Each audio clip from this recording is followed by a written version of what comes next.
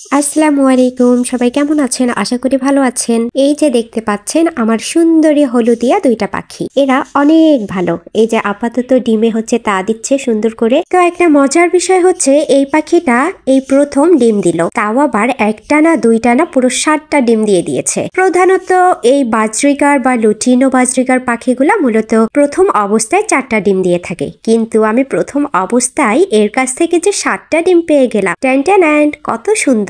এই যে দেখতে পাচ্ছেন এখানে গুনে গুনে 7টা ডিম আছে। তো আরেকটা দুঃখজনক বিষয় হচ্ছে এই পাখিটা যে 7টা ডিম দিয়েছে এর মাটা অনেক ভালো ছিল। তো একদিন হঠাৎ করে এর মা উড়ে চলে যায়, এতে আমি অনেক কষ্ট পাই। সেই পাখিটা মোট 4টা বাচ্চা রেখে চলে যায়। তো এদেরকে আমি কিছুদিন হ্যান্ড ফিডিং করাই, কিন্তু 4টা বড় বড় বাচ্চাকে হ্যান্ড ফিডিং করানো অনেক কষ্টকর। তারপর আমি 3টা বিক্রি করে দেই আর একটা ফিমেল রেখে দেই। আর সেই ফিমেলটাই হচ্ছে এই ফিমেলটা, যা আমি প্রথম ডিম পেয়ে গেলাম এই ফিমেলটার কাছ থেকে। এখন মনে হচ্ছে এই ফিমেল হয়েছে এর মায়ের মতোই, কারণ এর মা প্রতিবার আমায় প্রায় 9টা করে ডিম দিত। প্রায় কেন, আসলেই 9টা করে ডিম দিত। তো এর মাকে হারিয়ে ফেলে আমি অনেকটাই কষ্ট পেয়েছিলাম, কিন্তু আসলে আজকে অনেক খুশি লাগতেছে, কারণ এ বৈশিষ্ট্য নিয়েছে এর মায়ের মতো। নিশ্চয়ই এই পরবর্তী থেকে 8টা 9টা করে ডিম দিবে আমায়। ওই যে কথায় আছে না, আল্লাহ যা করে সবই মঙ্গলের জন্য করে, আর এটাও আমার জন্য অনেক বড় মঙ্গল হয়েছে।